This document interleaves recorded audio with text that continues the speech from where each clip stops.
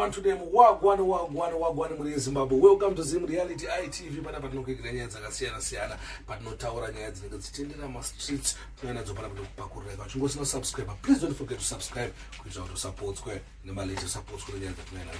Nyaya ndina guys, ndovanyaya inosirisa yemwana anodzidza pa St. Faith WhatsApp ane 18 years asvika pakucommita suicide nekuda kwezvaaitwa pachikoro.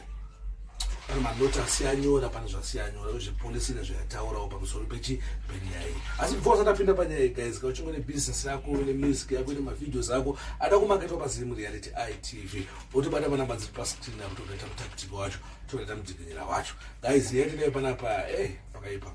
Amene kuti chichi kuitika pakaipa nenyaya dzemasuicide.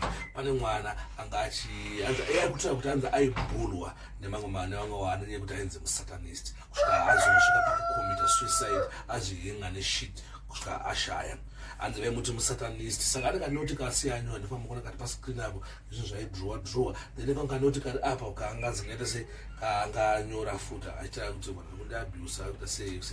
Saka guys, kurudziro yatinoita because tatoita mavideo guys, asi ngoti mavideo kuti mupere data kana kuti mungonakidzwa nekungoziva zvichiitika.